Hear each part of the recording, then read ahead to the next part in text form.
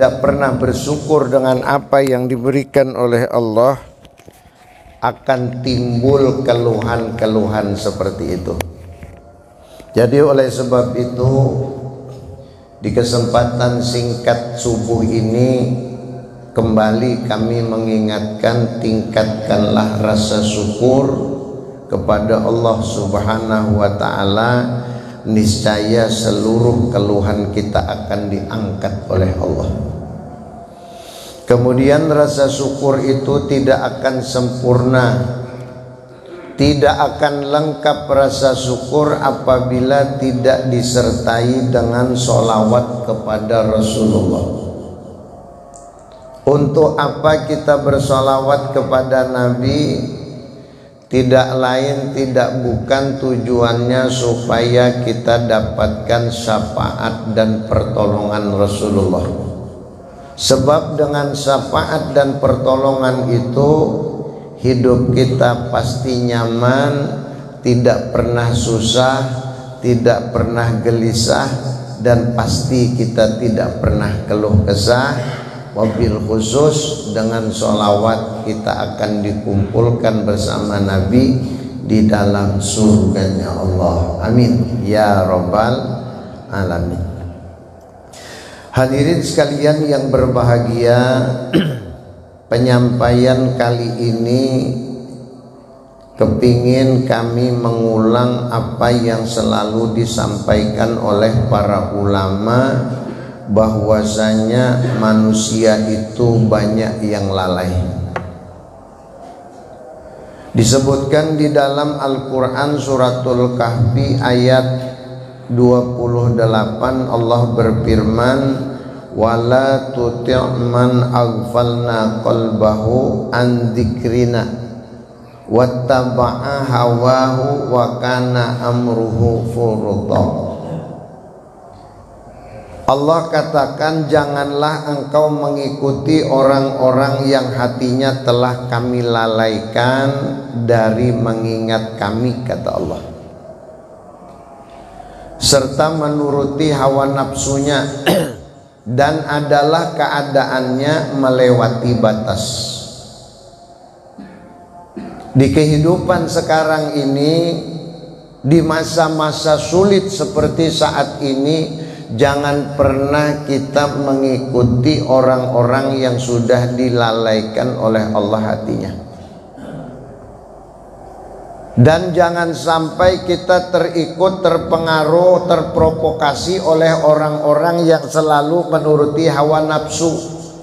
Kadangkala keadaan mereka selalu melewati batas. Akibat yang terjadi kalau kita mengikuti manusia-manusia yang lalai, manusia-manusia yang hatinya selalu dipenuhi oleh hawa nafsu, pasti kita akan terikut melewati batas pula.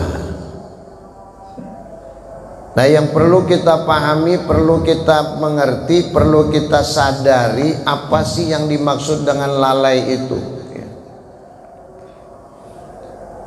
Lalai bisa kita artikan lupa. Lalai juga bisa kita artikan rugi, ya. Allah katakan di dalam Al-Quran pula bahwasanya orang yang lalai itu, orang yang lupa itu pasti akan rugi, seperti yang disebutkan di dalam suratul A'raf ayat 179. Allah berfirman, walaqad darokna li jahannam. Orang yang lalai, orang yang lupa pasti nanti jadi rugi. Bahkan Allah sudah siapkan satu jenis neraka yang paling dahsyat, paling di bawah. Bahasa Inggrisnya paling pengaraknya, karaknya neraka, iya jahannam. Siapa yang akan dimasukkan oleh Allah ke dalam neraka jahanam? Siapakah manusia yang rugi? Siapakah manusia yang dianggap lupa atau lalai itu? Di antaranya orang yang memiliki hati, tetapi hatinya tidak pernah digunakan untuk memahami ayat-ayat Allah. Asik lawan dunia. Kalau sudah urusan dunia asik benar, tapi bila urusan akhirat kada paham. Nah. Bicara perkara bisnis dunia, ahlinya. Bicara tentang perkara kegiatan-kegiatan dunia, paling pinter ngomongnya. Tapi kalau sudah bicara akhirat, Masya Allah, dia tidak ngerti sama sekali, Pak. Orang lalai ya. Yang kedua, kata Allah, diberikan telinga namun tidak pernah digunakan untuk mendengar ayat Allah. Ayat Allah itu jelas, Pak. Tanda-tanda kebesaran Allah itu jelas, tapi dia tidak pernah mau mendengarnya. Bahkan setiap mendengar orang membaca Al-Quran, kalau kawan ditutupnya telinganya. Padahal orang yang mau dan mampu mendengarkan bacaan Al-Quran, apalagi dia sendiri yang membacanya, Masya Allah, sering Pak udah disebutkan di majelis-majelis seperti ini, Allah akan kasih ganjaran pahala yang luar biasa. Di antaranya saya ulang lagi, Sayyidina Ali pernah katakan, satu huruf Al-Quran itu diberikan 10 pahala, baik yang membaca atau mendengar. Bahkan Allah gugurkan 10 dosa kalau kita dalam keadaan suci dari hadas dan najis, kita baca Al-Quran satu huruf, Allah kasih ganjaran pahala 50, Pak. Sehuruf 50 kebaikan. Bila di dalam sembahyang 100. Jadi mau hendak banyak pahalanya, banyak bacaannya. Ini semua insya Allah umat muslim pasti tahu. Namun kadangkala dipicu oleh rasa malas, dipicu oleh kesibukan, dipicu oleh penyakit-penyakit batin, sehingga Al-Quran tidak pernah terbaca. Bahkan ketika orang baca Al-Quran, dia tidak pernah mau mendengarkannya. Ini yang kedua, Pak. Adapun yang ketiga, orang yang rugi, yang lalai, yang nantinya akan mendapatkan ganjaran yang luar biasa, dahsyatnya dari Allah, adalah orang-orang yang diberikan Allah mata tetapi tidak mampu digunakan untuk melihat ayat-ayat Allah. Padahal kalau kita mau ya jujur memanfaatkan apa yang dipersiapkan Allah, Masya Allah banyak sekali, Pak. Namun sangat disayangkan kita tidak mau ambil kesempatan. Contoh, baca Al-Quran, baca Yasin kah, baca surah Tabarak kah, baca suratul Kahfi kah, baca surah-surah yang kebetulan kita sudah hafal. Alangkah baiknya lihat, Pak, ayatnya. Buka Al-Qurannya lalu lihat ayatnya. Dengan kita membaca Al-Quran, lisan dapat pahala. Melihat tulisan-tulisan Al-Quran, mata kita dapat pahala. Telinga kita mendengar bacaan Al-Quran, maka telinga kita juga dapat pahala. Dengan kita melihat, membaca dan mendengar, 3 keuntungan yang kita dapat. Dibanding kita membaca tetapi kada melihat ayatnya. Namun garis bawahi ada syarat, jangan menyentuh kalau tidak suci ya. Dalilnya sudah jelas. Jangan berani-berani pegang Al-Quran, menyentuh Al-Quran kalau kita dalam keadaan batal ya. Haram hukumnya menyentuh Al-Quran kalau tidak dalam keadaan suci. Dalilnya di dalam suratul Waqiah sudah jelas, la yamassuhu illal mutahharuna tanzilum mir rabbil alamin. Jelas. Jangan berani-berani engkau sentuh Al-Quran kecuali dalam keadaan suci. Nah, menyentuh Al-Quran di sini relatif, Pak.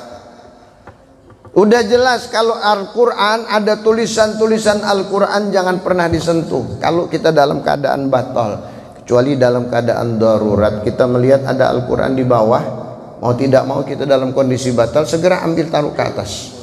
itu masih boleh ya. Tapi kalau dalam keadaan sadar tidak darurat, ya janganlah disentuh Al-Quran ya. Apabila kita sentuh Al-Quran dalam keadaan batal, Allah sudah melarang, akibat pasti ada, bahayanya pasti ada.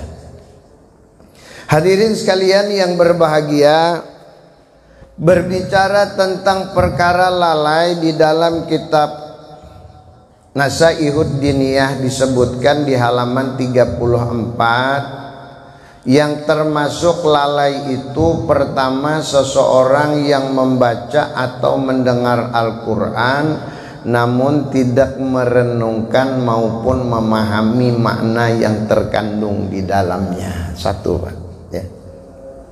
Tergolong orang yang lalai.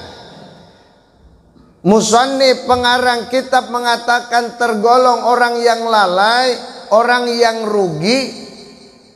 Di antaranya orang-orang yang apabila membaca atau mendengar Al-Quran, dia tidak mau merenungkan atau memahami makna yang terkandung di dalamnya. Tidak usah jauh deh, tidak usah jauh sampai 6.666 ayat. Surah yang selalu kita baca setiap hari minimal 5 kali dalam sehari semalam, Suratul Fatihah aja banyak lagi yang kada paham maknanya. Bujur kah? Bu, bujur kah? Fatihah, kul huwallah, kul a'udzu birabbil falaq, kul a'udzu birabbin nas, ayat-ayat utama yang selalu kita baca, kita amalkan. Tolong dipahami makna yang terkandung di dalamnya. Sebab dengan memahami kandungan ayat atau makna dari yang terkandung di dalam ayat-ayat Al-Quran, pertama dapat membersihkan hati. Hati lagi rigat, hati lagi kotor ya. Hatinya lagi tercampur, kata orang sekarang, terkontaminasi dengan penyakit-penyakit batin. Cara mengobatinya diantaranya dengan baca Al-Quran tapi pahami maknanya. Dengan kita memahami bacaan Al-Quran, lalu kita merenungkan makna yang terkandung di dalamnya, niscaya kita tergolong manusia yang aktif, bukan lalai ya. Itu pertama. Kemudian yang kedua, tergolong lalai pula tidak mau menuruti perintah dan larangan yang ada di dalam Al-Quran. Tahu aja sudah perintah, tahu aja larangan, tapi kada mau lah. Jangankan yang sunat, kadang yang wajib saja ketinggalan. Jangankan yang sunat, kadang yang wajib saja banyak kita lalaikan. Contoh, puasa, sholat, zakat. Ini yang penting aja Pak, yang merupakan rukun di dalam Islam lah. Nang 3 nih ini nah, amun nang nomor 4 haji kena dulu. Haji itu bagi nang mampu. Bila kada mampu kada usah. Cagar berhutang-hutang, beli haji tagih hurang. Bisa polisi nang datang. Nah, jangan juga mun kada mampu kada usah dipaksa. Ewehnya ada guru yang nang kredit, aimun kau membayari kada kredit ngarannya. Boleh lah guru tulak haji, tulak umroh pakai dana talangan kredit, boleh. Asal dibayari kreditannya. Mun tulak umroh, tulak haji, beribadah duitnya berhutang tapi kada dibayarin, apa ngarannya yo? Ada bagus ngarannya. Tapi mun kau aja membayari, insya Allah kada apa-apa. Inya orang haji tulak umroh itu panggilan baik. Bila sudah sampai masanya dipanggil Allah, berarti mampu. Bila sudah berada di Mekah, di Madinah melaksanakan ibadah tawaf, sa'i dan sebagainya, berarti mampu. Secara zahir dia tidak mampu dalam hal finansial, namun Allah mengatakan dia akan sampai, dia akan kupanggil kata Allah. Apa sih Allah akan carikan jalannya yang tidak pernah kita sangka, tidak pernah kita duga. Ada orang yang berangkat haji, berangkat umroh, kadang tidak punya uang sepeser pun. Kenapa? Ada orang lain nang maras, nang kasihan, lalu ditulakakannya lawan duit-duit sakunya biar berlebihan, babaya bulik harok bayar hutang. Nah artinya apa yuk mampunya. Jelas Pak ya. Nah kembali kepada isi Al-Quran, jangan pernah lalai kata Allah ya.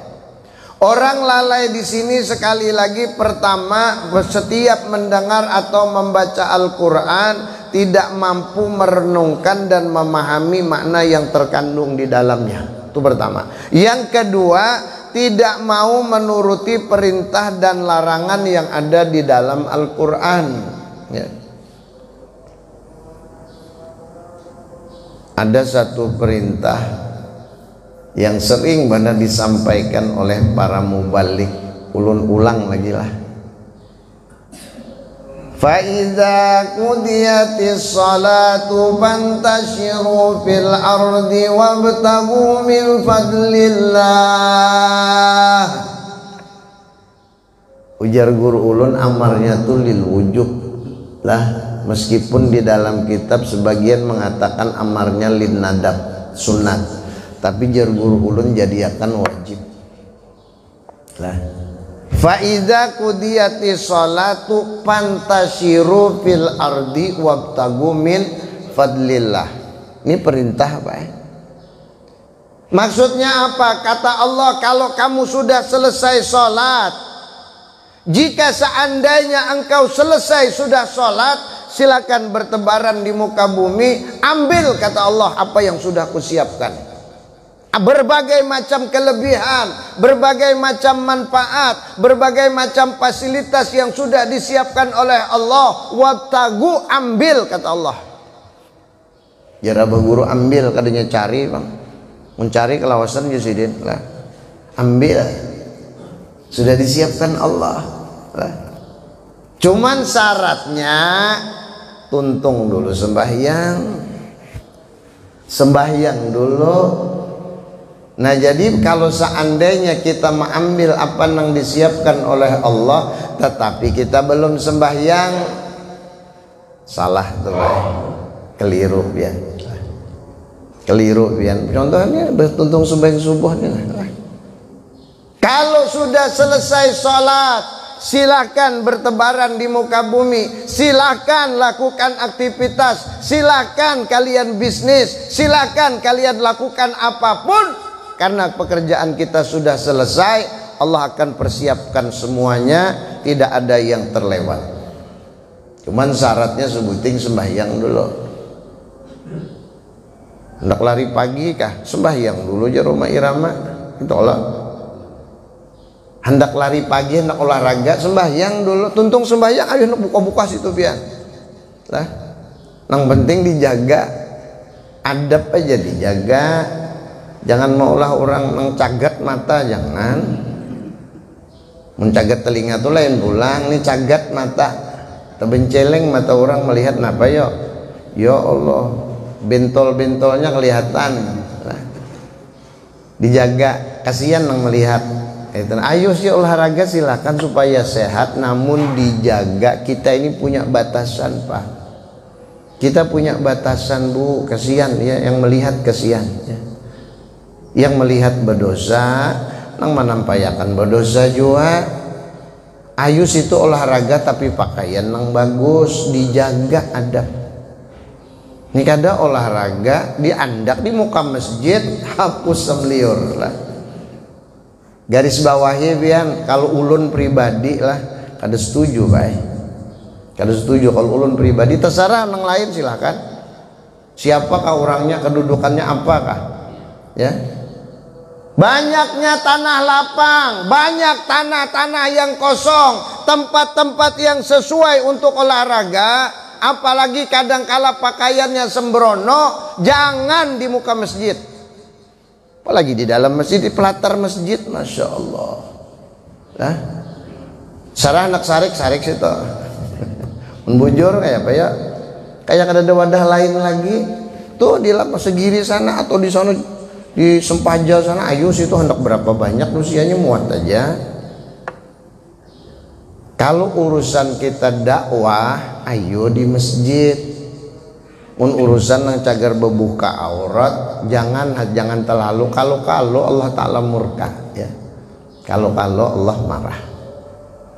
Hadirin sekalian yang berbahagia, sekali lagi manusia yang lalai itu, kata musannif penyusun kitab Nasaihud Diniyah, kata beliau, pertama orang yang membaca atau mendengar Al-Quran tetapi tidak mampu memahami dan tidak mampu merenungkan makna yang terkandung di dalamnya.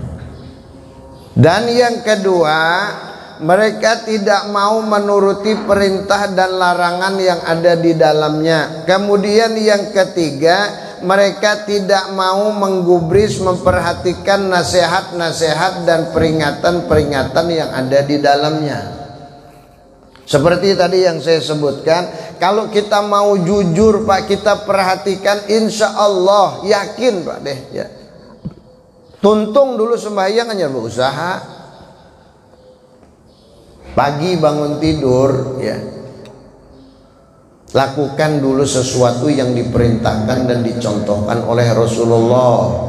Bangun tidur tuh jangan lupa ucapkan rasa syukur, alhamdulillahilladzi ahyana ba'dama amatana wa ilaihin nusyur. Jangan kada ingat.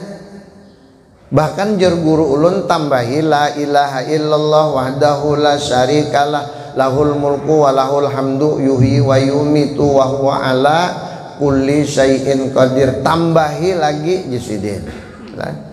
Kadanya dia orang Banjar Jepang, tambahi lagi jer guru ulun kayak tujuan tambahi lagi jisidin. Nah, tambahin apa? Subhanallah, alhamdulillah, wala ilaha illallah, wallahu akbar, wala haula wala quwata illa billah, astaghfirullah. Adusahil aliyil azim, tapi ganti lawan astaghfirullah. Subhanallah, alhamdulillah, wala ilaha illallah, wallahu akbar, wala haula wala quwata illa billah, astaghfirullah. Hanyar bangun, hendak masuk ke WC, ada pulang bimbingannya, aturannya batis kiri. Masuk ke WC batis kiri, jangan batis kanan. Apa bacaannya? Hafal kada? Nah, amun dihafali hafal ya, mun kada dihafali hampir hari kiamat kada hafal dia. Allahumma inni a'udzubika minal khubusi wal khaba'is. Berlindung kepada Allah dari hal yang tidak baik dan yang kotor. Lalu kita qada hajat, selesai qada hajat, baca doanya Allahumma tahhir qalbi, ya Allah sucikan hatiku ya Allah. Tapi setelah cebok ya, setelah pasang pakaian yang bagus itu baca doa sesudah berpakaian. Masih beti lanjang baca doa hapus semliur lah. Ulun kada menyalahkan juga, cuman adab kita aja kada bagus. Berselawar dulu, pasang dulu pakaian dalam tuh hanya Allahumma tahhir qalbi. Bila sudah keluar, nah lapang sudah, alhamdulillahilladzi ahyana alhamdulillah. Nah itu sama gadin gitu. Alhamdulillahilladzi adzhaba minal adza wa afani. Ini aturan Pak, aturan ya. Hal sekecil apapun kalau ada bimbingannya, ada contohnya, ada sunnahnya, dicontohkan oleh Rasulullah, sayang kalau tidak kita lakukan ya. Kemudian sebelum kita melakukan aktivitas sehari-hari, sebelum kita kepingin mengambil apa yang disiapkan Allah, apa yang dijanjikan oleh Allah, apa yang sudah ditentukan oleh Allah, jangan lupakan, lakukan dulu perintah Allah, yaitu sholat. Jangan hanya yang wajib, tapi yang sunat. Sunat yang mana? Isyraq dulu, duha dulu, kalau perlu sholat taubat dulu, baru berangkat Pak. Tidak akan kehabisan rezeki, tidak akan kalah sampean dari yang lain kalau sampean terlambat karena mengerjakan perintah Allah. Percaya deh, justru yang didapatkan berkahnya luar biasa. Satu contoh, ada orang sebelum ke pasar, sebelum buka jualan, sebelum dia lakukan aktivitas setiap hari cari rizki, dia kadang orang lain jam 7 sudah buka, dia jam 9 baru buka. Kenapa? Dia selesaikan duhanya dulu. Orang begini pinter, Pak, ya. Orang pinter itu begitu, ya. Jangan orang pinter hingga minum tolak angin, gambung parut minum tolak angin. Orang pintar itu mampu mencerna, memahami apa yang ditentukan oleh Allah. Peluang yang diberikan oleh Allah ini nah cari Pak. Kalau mau ambil rezeki, Allah sudah siapkan, tapi syaratnya harus penuhi dulu. Sholat dulu selesaikan. Orang yang sudah selesai sholat yang wajib, yang fardu, gugur sudah kewajiban, lalu dia tambah dengan sunat, dia tambah dengan yang sunat, dia tambah lagi dengan yang sunat. Masya Allah, tidak hanya sebatas apa yang dia inginkan, Allah akan tambah dengan sesuatu yang kadang tidak dia sadari, bahkan tidak pernah diduga. Masya Allah, di kehendak hari ini minimal 100.000, sekalinya dapat 200.000. Nah, kabar? Kenapa? Karena ini melebihi juga. Bahasa kitanya aja nah sederhana, orang bila sudah kawam melebihi ibadah kepada Allah, Allah pasti siapkan lebih dari yang diinginkan. Garis bawahi Pak, sampai hari kiamat pian nyatakan kalimat itu lah. Ujar abah guru jelas bana berdiri sidin bahari. Nyawa nang lain nyatakan bila nyawa jesidin kawam manggawi nang sunat banyak, Allah siapkan lebih nang dia nyawa inginkan. Kalimatnya kayak itu Pak. Nah, bahasa kitanya sekarang supaya ngerti, supaya paham, supaya jelas, jangan hanya sebatas yang fardu, namun tambah dengan yang sunat. Sebab keperluan kita ini kadang tidak terbatas. Nah, setiap kita mampu melakukan sesuatu yang lebih, tidak hanya yang fardu, Allah sudah siapkan Pak yang lebih daripada yang kita inginkan. Jelas Pak? Jelas kada? Kada jelas ulun buli pulang nah nyaringi semesta biar paham gitu nah Bapak Ibu ya. Nah, yang berikutnya juga merupakan kelalaian manusia adalah orang-orang yang tidak mau memperhatikan apa yang disampaikan oleh Rasulullah atau yang termaktub di dalam hadis serta perkataan-perkataan salafus sholih. Tiap hari kita buka handphone, tiap hari kita buka nih lah Pak, media ya. Di dalam sini banyak isinya, ada yang bermanfaat, ada juga yang jadi racun ada ya. Hati-hati loh, handphone bisa jadi jalan ke surga, bisa juga jadi jalan ke neraka ya. Kalau kita boleh jujur, setiap kita membuka media, kita membuka satu alat yang namanya handphone, coba sesekali kita cari kata perkataan salafus soleh, perkataan para ulama, orang-orang yang selalu menyampaikan fatwa. Coba sesekali buka itu. Kalau perlu targetkan deh setiap hari minimal 2-3 ulama yang kita buka ya. Hendak pian buka sini 100.000 aja ada ulama nang mana-mana lengkap ya. Nang bahasa Banjar, bahasa Jawa, bahasa umum, bahasa Indonesia, ada juga bahasa-bahasa daerah lain ada Pak. Tinggal membuka aja kita. Cuman sangat disayangkan bila sudah melihat ceramah cup langsung mau mindah aja lalu cariin yang lain. Kitanya yang tidak ngerti ya. Termasuk orang yang lalai adalah apabila mendengar hadis-hadis Nabi, perkataan salafus soleh, perkataan para ulama, para zu'ama dan para hukama, dia tidak pernah memperhatikannya, termasuk kelalaian pula ya. Jadi masuk lalai bila kita ini nang kita pikirkan urusan dunia aja, urusan akhirat kita lupakan, lalai juga. Kemudian yang berikutnya tergolong orang yang lalai adalah yang tidak banyak mengingat kematian. Mengingat kematian ini sekali lagi adalah kunci Pak. Kunci orang-orang yang kepingin selamat, dia selalu mengingat kematian. Bagaimana caranya kita mengingat kematian? Minimal kita harus sadar bahwa kita pasti mati. Ada kadang-kadang mati cagarnya, malaikat aja mati juga Pak lah. Tapi bedudi, habis dulu manusia, habis dulu bangsa yang lain, hanya malaikat. Siapa yang terakhir dicabut rohnya? Malaikat Israel terakhir Pak. Malaikat Jibril terdahulu pada yang lain. Man terakhir malaikat Israel. Riwayat menyebutkan di dalam tafsir saya pernah baca, malaikat Israel itu matinya nanti antara surga dengan neraka. Dia mencabut rohnya sendiri, baru dia tahu ya betapa dahsyatnya ternyata mencabut rohnya sendiri, susah juga Pak ya. Jadi tidak ada hamba Allah yang tidak mati, semua dimatikan. Nah, orang yang tidak pernah mengingat kematian, hidupnya pasti lalai.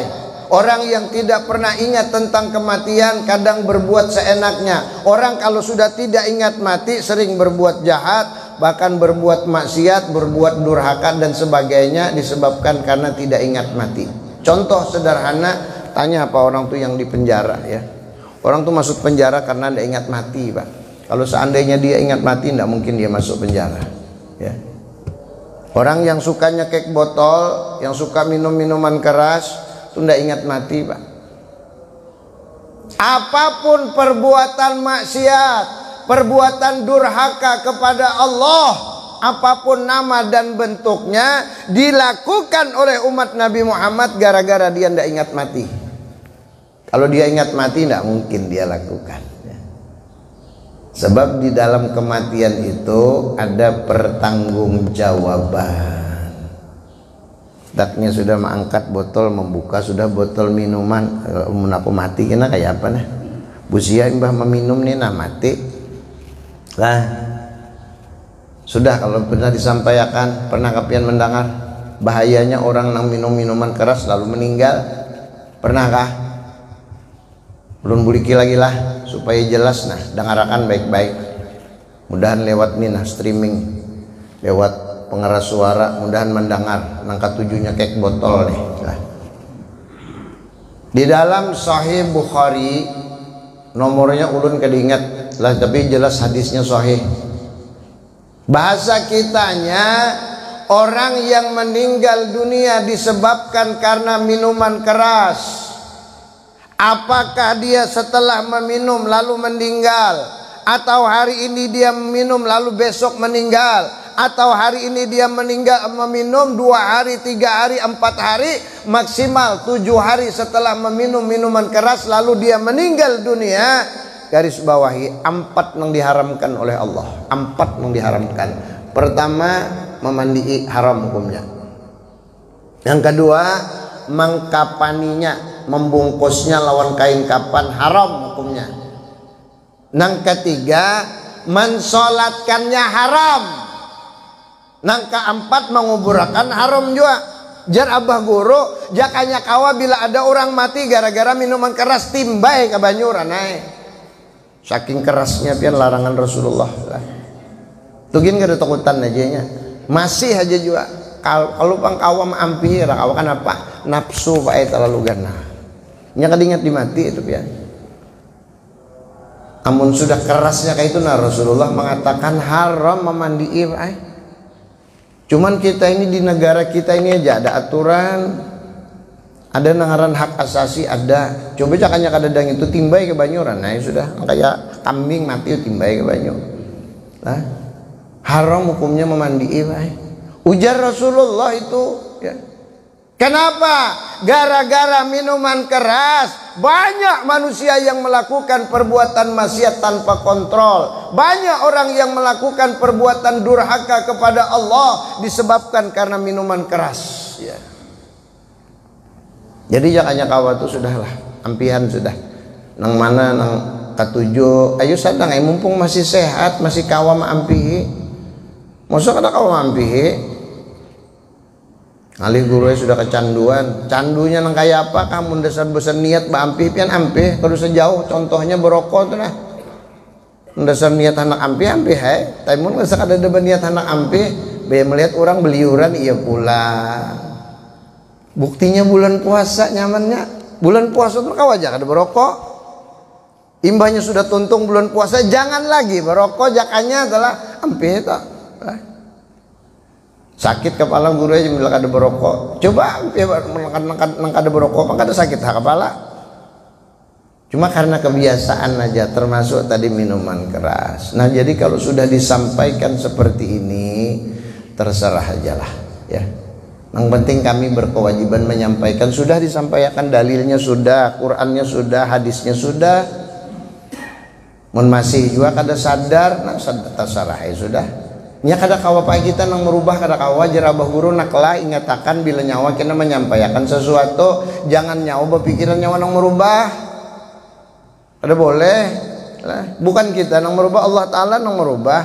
Cuman dengannya mendengar, Allah berikan taufik, berikan hidayah, berikan inayah, lalu sadar, mau ke masjid, mau berubah, ampih minum-minuman, ampih mabuk-mabukan, nah alhamdulillah. Jelaskah? 10 menit lagi lah, sampai lewat 22 lah. Isyraq itu sama waktunya dengan maghrib, Pak. Jadi patokannya maghrib. Kalau maghrib jam 18 22 kan 23 22, nah berarti isyraq itu juga tuh jam 6 lewat 22. Kalau maghrib tuh sore, kalau isyraq pagi. Cuman yang bagus lewatakan sedikit, hanya kita sholat isyraq itu. Isyraq tuh dalamnya nur, Pak. Semua nur dalamnya bian. Amalkan ya bian isyraq, nyaman hidup hati ini lapang gitu nah. Ada tapi nang kusut kayak itu nah pikiran. Ya keguring dah tercium bantal, dia mengharus sudah telah. Hanya tercium bantal aja, apalagi berabah bian. Tercium bantal tuh mengharus sudah. Saking nyamannya kenapa nih nah beban. Nya orang kada kawa guring tuh gara-gara kada kawa menetralisir pikiran. No masukkan semuaan. Di pasar masuk, nang di rumah masuk, nang di toko masuk, pecah kepalanya dia, kedemuan. Nah jadi artinya orang-orang yang mampu mendengarkan nasihat salafus soleh, perkataan orang-orang alim, insya Allah dia tidak tergolong orang yang lalai. Terakhir, waktu juga yang batasi kita lah. Orang-orang yang tergolong lalai adalah yang tidak pernah mengingat kematian dan tidak mau mengingat urusan-urusan akhirat sesudahnya, serta keadaan-keadaan orang yang bahagia dan sengsara di negeri akhirat yang harusnya dipikirkan. Melihat ada orang diazab oleh Allah, melihat ada orang yang mendapatkan nikmat yang luar biasa diberikan oleh Allah, tidak ngaruh Pak dengan dia. Ini orang lalai ya. Bagaimanapun kerasnya para ulama, para zu'ama, guru agama, para mubalik menyampaikan tentang ancaman Allah, tentang larangan Allah, tidak pernah dia gubris, tidak pernah dia dengarkan, bahkan tidak ngaruh sama sekali dalam hidupnya. Tetap aja jalan juga, tetap juga jalan. Kalau Bang mau berubah sedikit kada. Ini manusia yang lalai, Pak. Manusia yang lalai. Dan tidak pernah mau mengingat tentang kebahagiaan dan kesengsaraan di negeri akhirat. Harusnya ketika kita melihat ada orang yang diazab, berpikir supaya kita jangan seperti itu. Kalau melihat ada orang yang bahagia di negeri akhirat atau di dunia, dia sudah melihat kebahagiaan orang disebabkan karena ibadah dan perbuatan baik yang dia lakukan, setidak-tidaknya ada niat kepingin meniru itu ya. Kita melihat orang tuh hidupnya pina tentram, pina nyaman, aja kada ada pina keluh kesah, padahal kehidupannya sederhana, Pak. Kendaraan kada kaya orang, rumah kada kaya orang, makanan kada kaya orang, tapi nya tenang, kau aja di masjid setiap saat, setiap waktu kau di masjid, harusnya dituruti. Ada orang rumah kaya istana, kendaraan sakahandak memilih, hendak tulak kemana kawa, hendak nukar apapun kawa, namun apa yuk bakalahi aja di rumah. Mbahnya malam daur bisukan ribut napa ya nang bini macah piring, muyak nang laki ambil nang laki cangkir pacah juga nang oleh nang laki pas rami bapak pacahan lah. Banyak setahun keluar sikung anak, ya Allah. Kenapa jadi ribut aja, kenapa yuk jadi kan hatinya apa ya kada tenang, disebabkan oleh sesuatu yang tidak pernah dia ingatkan, tidak pernah dia pikirkan. Biasanya hidupnya tidak pernah tenang. Orang kalau sudah tidak memikirkan tentang perkara akhirat, hidupnya pasti sembrono, Pak, asal-asalan ya. Tapi kalau dia mau memikirkan supaya bahagia di akhirat, insyaallah mau nah datangan mau. Ulun yakin pian nang datang ke Masjid As-Salam inilah, Masjid As-Salam ini subuh melawan ngantuk mata, melawan awak kuyuh. Nah insyaallah pian, karena ada punya tujuan. Jika seandainya kita ini kada punya tujuan, kada harapan pian hakun hadir. Jakanya kada tahu manfaatnya pian hadir di majelis ilmu, kada mungkin pian hakun datang ke tempat ini. Karena kita tahu kelebihan dan manfaatnya, kata ulama manfaatnya luar biasa, lalu kita mau melakukannya. Apa manfaat yang kita dapat? Salah satunya Rasulullah katakan, duduk di majelis seperti ini sebentar, Allah kasih pahala lebih afdal daripada sholat sunat 1000 rakaat. Apalagi kalau tadi sampean sebelum sholat subuh dilengkapi dengan sunatnya, Allah kasih pahala seluas dunia, sebesar dunia yang ada ya. Kemudian sholat subuh berjamaah tepat waktu, Allah kasih pahala sama seperti ibadah semalam suntuk. Ayo pian ke seberapa banyaknya, bingung kita menghitung. Hari ini aja pian dapat sedana, belum kena tengah hari pulang. Imbah Johor ada pulang pengajian, duduk pulang pian. Imbah Asar beribadah pulang pian lah. Maghrib kayak itu pulang, Isya kayak itu pulang, sampai kita taguring ibadah aja terus. Nah catat aja pian, semuaan catatannya ada Pak, malaikat kiraman mencatat itu. Karena di hadapan Allah ambil, ya Allah mana kemarin pahala yang dijanjikan, saya perlu ya Allah. Kedosa saya butuh ya Allah, butuh apa? Saya perlu ya Allah, hari ini saya perlu apa yang saya lakukan dulu, diberikan Allah, bahkan disiapkan Pak ya. Nah jadi orang yang ingat bahwa dia mati, dia kepingin mendapatkan kebahagiaan di akhirat, yakin Pak hilang rasa capek itu. Tapi kalau dia tidak ingat tentang perkara apa yang dikatakan oleh salafus soleh, dia tidak paham tentang kebahagiaan negeri akhirat, dia tidak mengerti bahwasanya tidak menutup kemungkinan dia akan sengsara di negeri akhirat, pasti dia akan melakukan sesuatu yang menyebabkan dia bahagia di sana. Mau kita duduk sampai Isra, kita tutup nanti dengan sholat sunat Isra, insya Allah. Ya insya Allah banyak sudah yang kita kumpulkan hari ini. Nah sebagai penutup penyampaian singkat subuh ini, masih tergolong orang yang lalai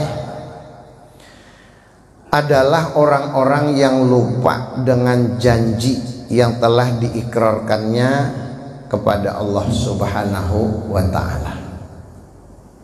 Maksudnya janji yang mana? Sholat subuh tadi sudah kita berjanji Pak, sudah kita ikrarkan. Apa janjinya Bu? Falakal hamdu alama qadait, falakal hamdu alama qadait. Aku puji Engkau ya Allah, apapun yang Engkau tentukan ya Allah, tetap aku puji Engkau. Falakal hamdu ala ma qadait. Aku puji Engkau ya Allah, apapun yang Engkau tentukan. Kalau ditentukan oleh Allah hari ini kita mendapatkan satu kesusahan, tetap puji Allah. Tidak boleh kita menyalahkan Allah, tidak boleh, Pak. Makanya kalimatnya selalu alhamdulillah, alhamdulillah. Mun kebongkaran pang rumah guru alhamdulillah juga nyata alhamdulillah. Lah. Mun laki pengguru diambil orang alhamdulillah juga lah. Alhamdulillah juga dapat laki hanyar cagarnya. Jadi apapun yang ditimpakan Allah kepada kita jangan pernah kita mengeluh, tapi ucapkan alhamdulillah. Berat guru, bujur berat, tapi selama kita paham, kita mau, insya Allah akan dimudahkan oleh Allah. Kesimpulannya, apapun yang terjadi kita selalu ingat kepada Allah. Apapun yang ditimpakan kita bersyukur kepada Allah. Kalau kita tidak mampu, bersabarlah, maka Allah akan balas ganti dengan yang lebih baik lagi. Amin ya rabbal alamin. Baik, demikian yang dapat saya sampaikan. Ada waktu masih 4 menit ya. Saya kasih waktu 5 menit deh. Kali aja ada yang mau bertanya. Dengan segala hormat saya persilahkan. Monggo silakan Pak, kalau ada yang mau tanya. Ada 5 menit waktunya. Kali aja Ibu mungkin. Bismillahirrahmanirrahim.